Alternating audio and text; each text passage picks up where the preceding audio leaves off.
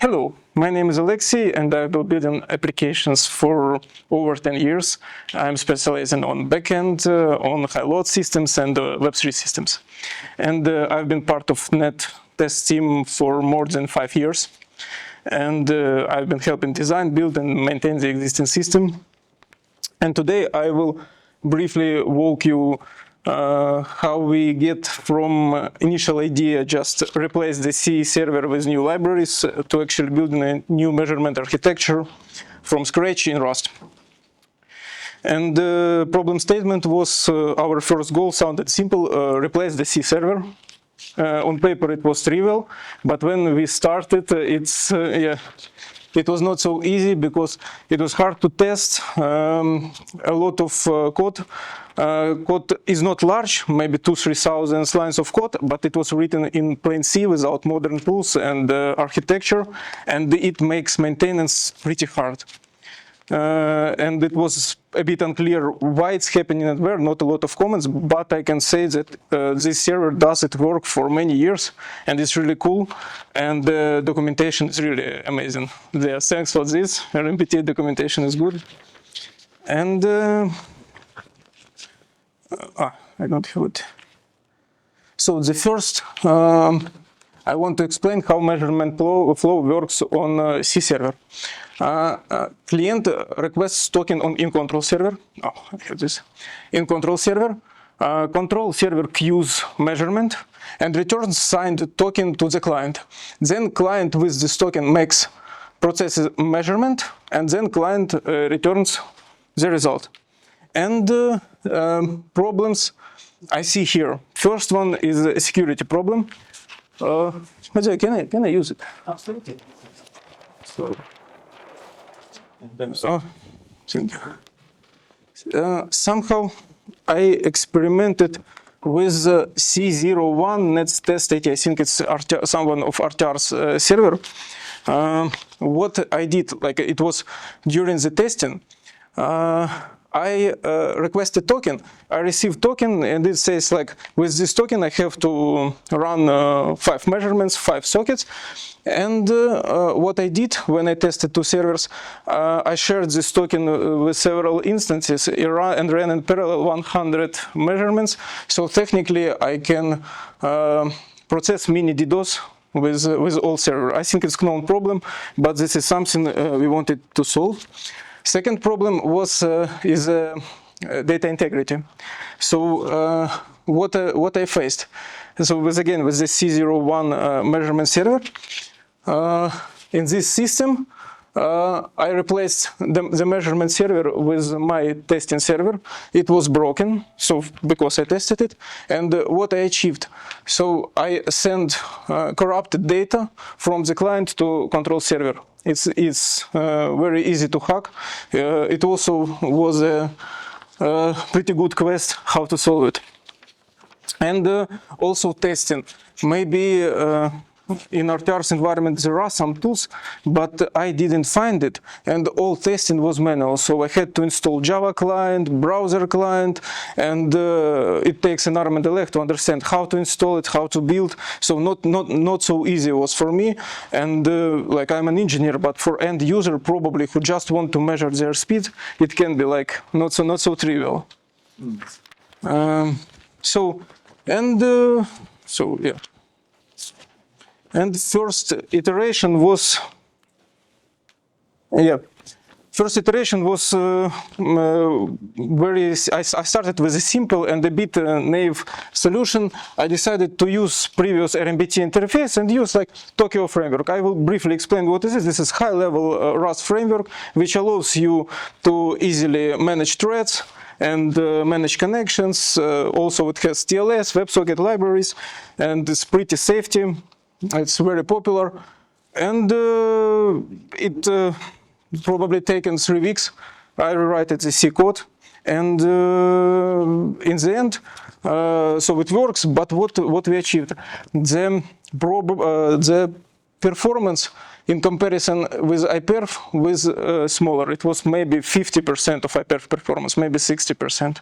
This was like first solution, but at the same time we cleaned up code base and got builds work across all architectures.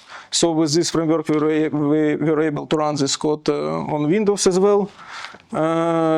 Performance was comparable with C server. Maybe I'm wrong, but it's like 50 or 60% of iPerf. Also, I added layer of integration tests, but architecture and conceptual issues remained. So, and like I was not able to solve security and data integrity with this architecture. Okay. Yeah, and one more problem I faced, that there is a difference between download and upload speed. And the problem is the client sends chunks to RMBT server, and the RMBT server returns a response on every chunk. What that means? It means on every chunk a context switch. And when we speak about high load measurements, there are many switches, thousands of them, and it selects the channel and kills throughput, these switches. So this also needs to be solved for high-speed measurements.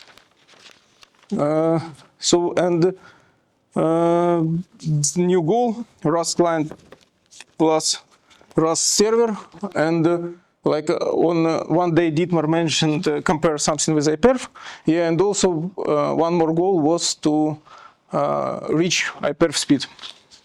So, and like objectives, so Tokyo was really high level.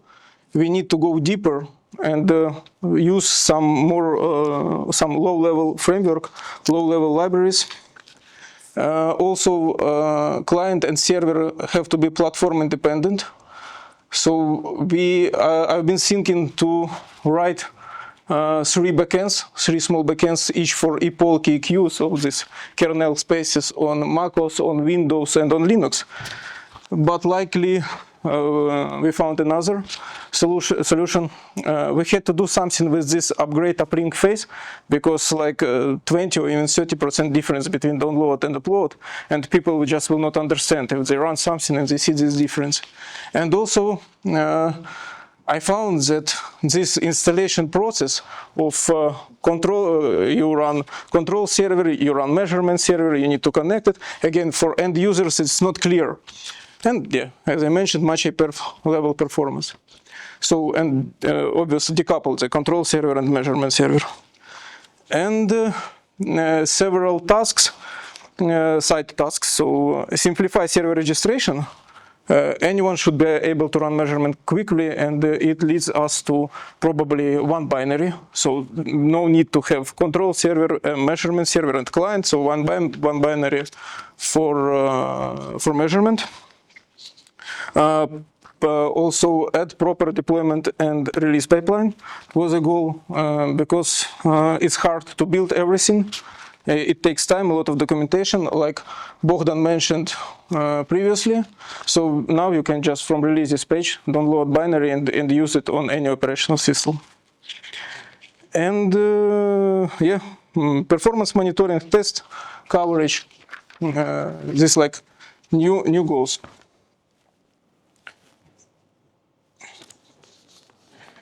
So the solution, we went low level, and the first abstraction level in Rust on top of kernel is MIO. MIO is something like metal input output. This is a framework which allow so MIO stateless, predictable, and fast. It allows us directly manage sockets without restrictions, eliminate hidden allocations. In high-level frameworks, you cannot manage sockets directly. But with this framework, we get access to sockets. And with this one, we can reach top performance, everything what Rust proposes. This is library we use for event management and TLS library. So very important to choose correct TLS library. There are 2 libraries. Sorry, connection queue. Oh, okay. There are two big libraries for now in Rust and in general in C. It's like RustTLS and OpenSSL, all good OpenSSL. I implemented both of them, and I tested a lot. But difference is not big. So everything, most of problem is CPU. Everything depends on CPU. If you have CPU tuned for TLS, it will work good. And with the library, not possible to achieve better performance. But with RustTLS, it's like it gives more control. And RustTLS looks like something encrypts this message and then send to socket. So I have access directly to array of bytes. With RustTLS, with OpenSSL, it's not possible, and that's why I choose RustTLS. Next one is greedy event loop. This is what you Dubravko asked. Why one thread per core? So I use greedy algorithm, greedy event loop. So every thread trying to use as much resources as possible. So thread catches socket, and in the writes before operation system throws error back that socket is full. Yeah, that's why the amount of context switches is small, and it gave like 5–10% of additional performance with this algorithm. I also introduced connection queue. How does the socket, the thread know the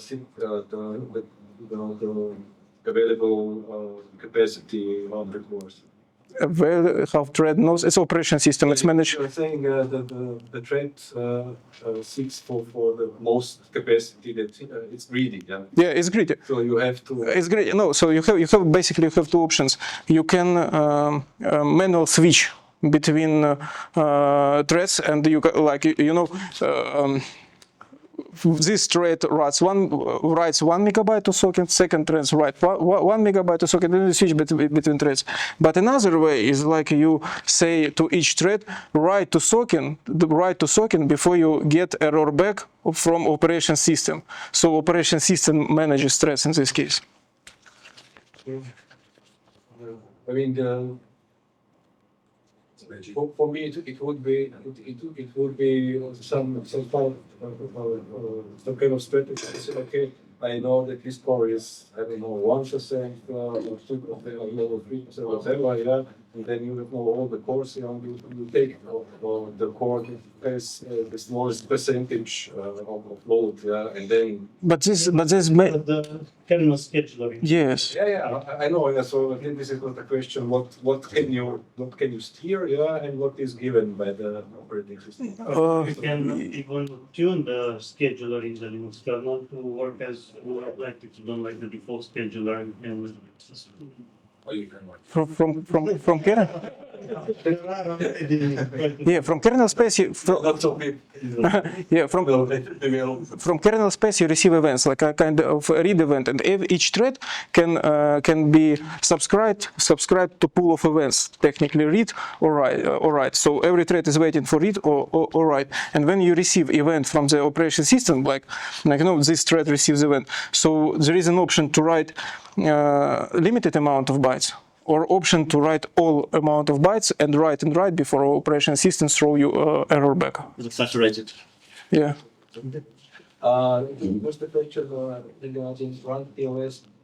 RustTLS and OpenSSL. Is it part of the Linux kernel or is it? No, it's separate libraries. OpenSSL and RustTLS is like separate libraries, absolutely.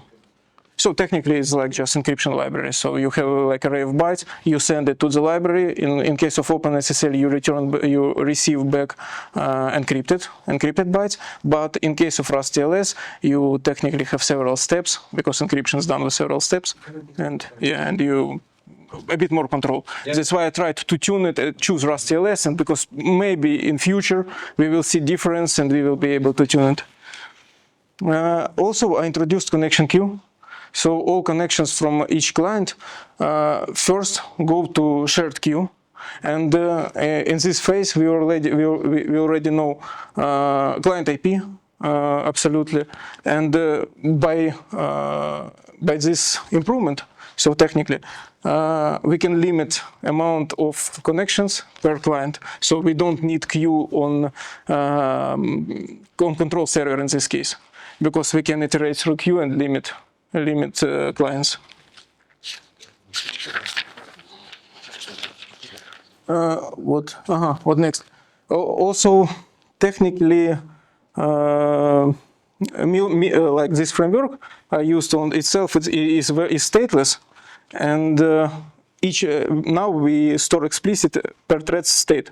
So each worker, each thread know exactly which client is serving, how much data has been transferred, current throughput and time, buffer state, and this allows us in future limit bandwidth because we have whole information in each thread, and track measurement progress precisely on server.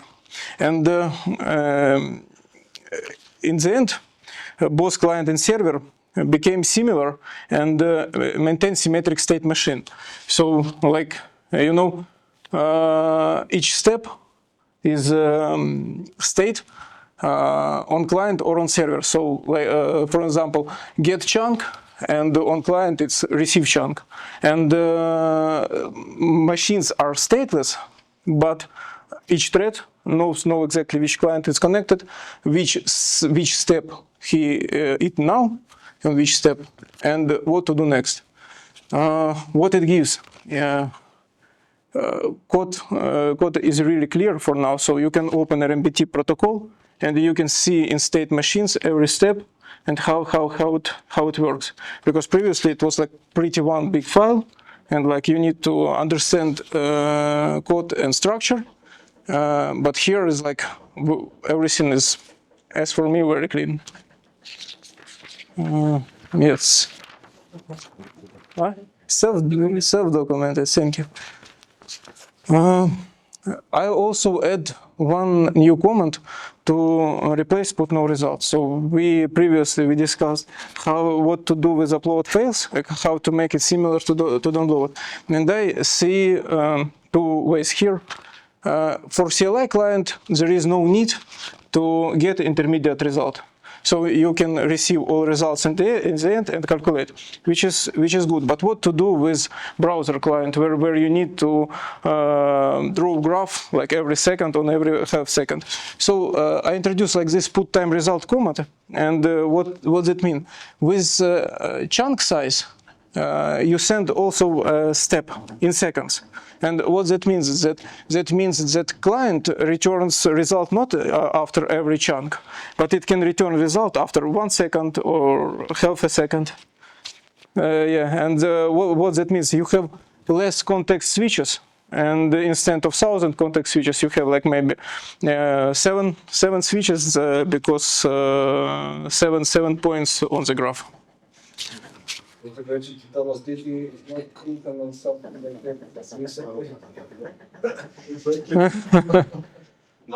the beautiful, but yeah, but something similar on the client part. Yeah. You mentioned it has to be software which is chunk size, so we estimated how fast the connection is, and then we calculate the functions in the data. It's not too much. But this is a multiplier. Yeah. Yeah, and also another way. So I tested client. And I draw graph only on client's data, and the difference is not huge. If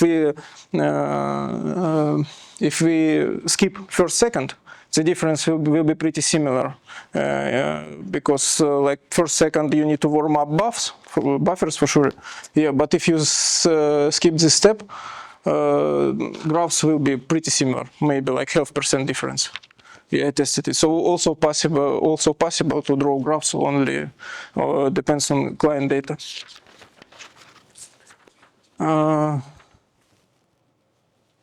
Yeah, Bogdan already showed how graphs looks like. I like this IGF style. It's really nice. Yeah, by the way, It's old school. yeah, by the way, this is result on my M1 machine on MacOS, and iPerf result near 90.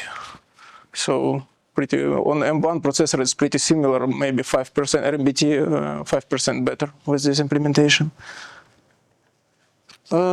Also, We added auto registration feature. What that means? When you run measurement server, if in configuration file specified address of control server, measurement server automatically sends request with public key, so private key and public key automatically generated on control on measurement server side. It sends public key. Measurement server stores this public key and send the ping back to open ports. If both ports are open, control server appears in the list of available servers in control server with auto-registered tag, and you can find this server on the map. I think it's done, so we did it for end user. If someone wants to run his own measurement server and participate in global measurements, so they can easily do it with one command. So no need to change something. And we also exploring additional handshake. So after measurement server registered, control server makes a reverse measurement to estimate each server's potential bandwidth. So we already discussed it, and we have planned, but it's in progress. So the distance 1,000 kilometers is 1 time around the Earth. This time is the measurement from Mars. Excuse me. 354,000 Yeah. million. Because that's a huge distance. Yeah, I think something is the point. Yeah, yeah, or maybe it's in meters. Yeah, I will check. Thank you. You mentioned before that you estimate that one public IP is one client. That might not always be true. So two clients might share the same public IP. Okay, very For interesting. example, if you have two employees of RTR doing a test at the same time, they appear on the internet as the same IP. Cool, but anyway, this token logic still exists, and instead of token with new server, so like this measurement server and Rust client can work with RMBT, with classic RMBT protocol, and I will say with this small extended RMBT protocol. And with the classic one, we send still token. But with extended one, we just send client UID. So technically, we have not only IP but client UID. But it's for example. So I say how we can manage queue. So there is a new option to manage queue and like to somehow control amount of clients without control server, just to decouple it, because it's like way more easy. And I introduced one more command to RMBT protocol signed result. So the idea is after measurement server registered itself, it sends public key. So measurement done, and in the end, measurement server signs all data he gathered and send it to the client. So in this case, when client saves result on control server can verify on which measurement server measurement been done. Because yeah, as I mentioned, I was able to send any results to Nettest C01 server. Because this command, this new command can fix this issue. Because on the download, you only know the download. Absolutely. On the client side. So you have an estimate on the server side. Absolutely. You can always compare with estimate. On the upload phase, it's clear. That's really great. Absolutely. I have even here like small time difference between client and server are acceptable, and I tested it. It's not more than 1%. So I left 5% margin, and I verify. So if difference less than 5%, but still it's better. Yeah, probably. The difference is small if the measurement is on a good connection. Okay. The measurement is on a very bad connection. Okay, can be lost one chunk, and one chunk can be pretty big. Seconds in between them. Yeah, absolutely. Then buffers So the client sees something really different to, the server side. Which is also Yeah. For download phase, like for now on our control server, I add 5% margin. Maybe like we didn't test enough. Maybe on small network we will face errors, and I will need to improve it. I think you also mentioned that like the main focus was now on high performance and super high performance networks, right? And maybe there's Yeah, another absolutely. work to be done eventually on the low performance networks, right? Because maybe that could be some specifics then. And regarding IP address, there could be maybe, I don't know, I'm not a lawyer, but there could be a GDPR issue. I don't know. Did not. I mean, if you just process it, it's not a problem because the server always knows the client IP as it could be communication. But you mentioned, I think, the client UID, that's something we would not like to send to the server. but like also. We can send the open test to which is basically. Absolutely, this is something to discuss. I hope that you will try it and you will see results, and maybe I will get some feedback, because like it's pretty hard to think about everything. Yeah, but GitHub, where you can put issues. Yeah, we're happy to fix it. I mean, the key problem we are facing is performance on high speeds. That here really new technology is needed. On these things, how bits are sent around with all these signs, and that's it you can play with, and there are many solutions possible. But the key thing is the performance enhancements. That's really what makes difference. But anyway, so like this signed result command is like pretty fresh. So, and the idea is that now we have a mechanism which can sign data from the measurements, and we can add to this data whatever we want. For now, I add like slightly like several fields, get results from get time, from put time, IP timestamp, so and signature. So, but it can be easily extended. So that the idea is that we have this mechanism. So yeah, the problem with this data integrity is partially solved. With keys used for signing. HMAC signature. But in the calling configuration, the same server can have different keys for different parties. So for example, in our server, we have one key for RTR, we have one key for SQL, one key for. So it's a key that is used for the connection. No, when you run, I understand the question. When you run measurement server, it generates key, so random key, and automatically register itself in control server. So it will be new key every time. So. Also the measurement server communicates with the control server and has the key for the connection. So there's server registration procedure, and part of that the shared secret is transferred. And it's not secret anymore. But it's public key. You send public key. You have key pair. How it works? You generate key pair, private key and public key. You send public key to measurement server. With private key, you sign the message, private key all the time and measurement, and with public key, you can verify that measurement done on server, which been registered like. Currently,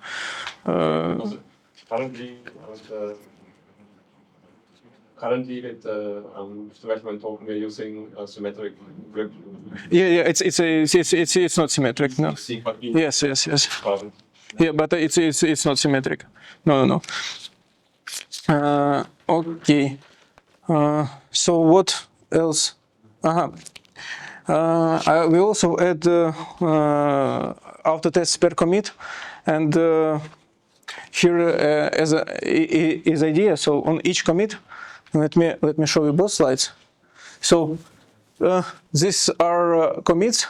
And on each commit, we automatically run TCP, TLS, WebSocket, and WebSocket on TLS measurements on the same machine, and we can see how performance degrades or changes up to commits. So in this case, here we can easily find where we broke something and fix it.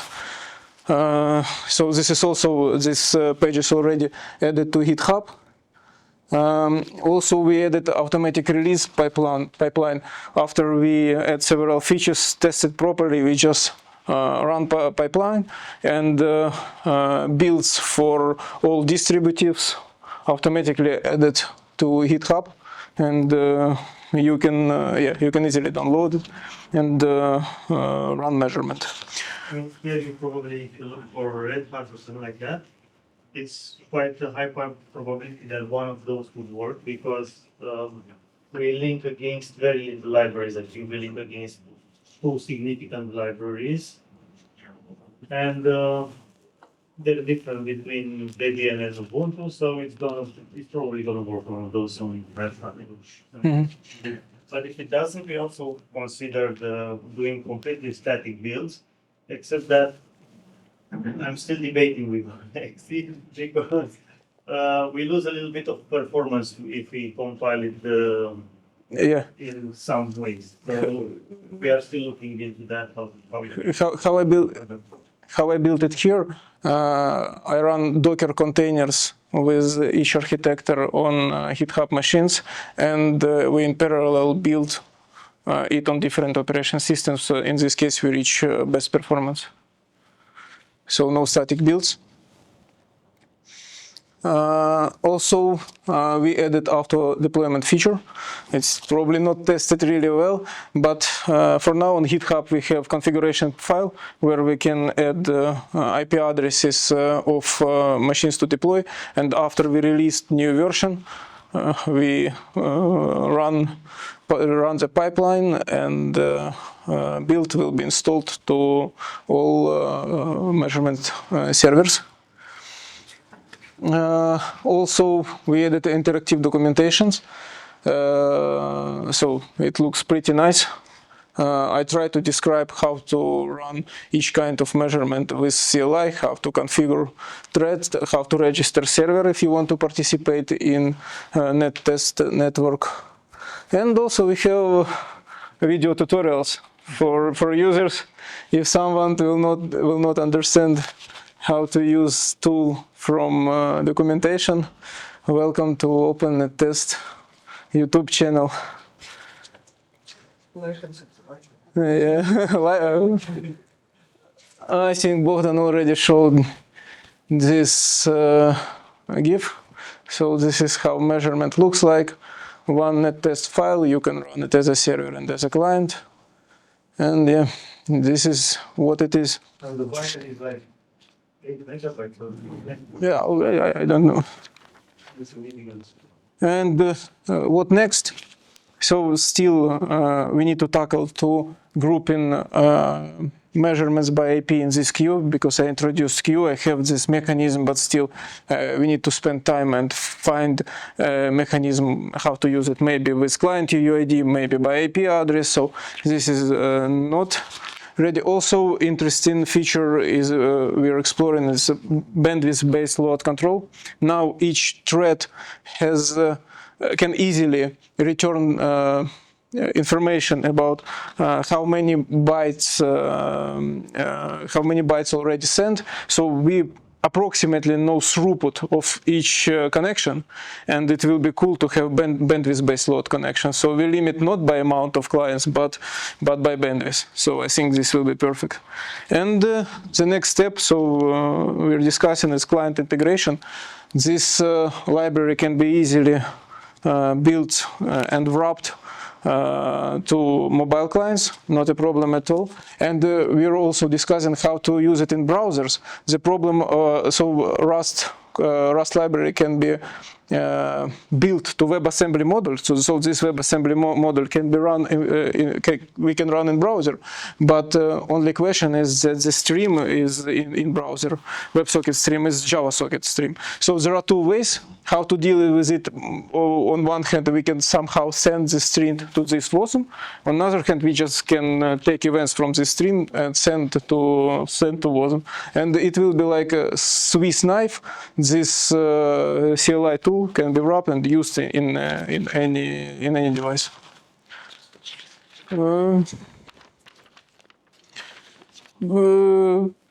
Yeah, that's pretty much it. And also, as Bogdan mentioned, like based on local tests, we already reached top performance with this tool. And yeah, but yeah, thank you.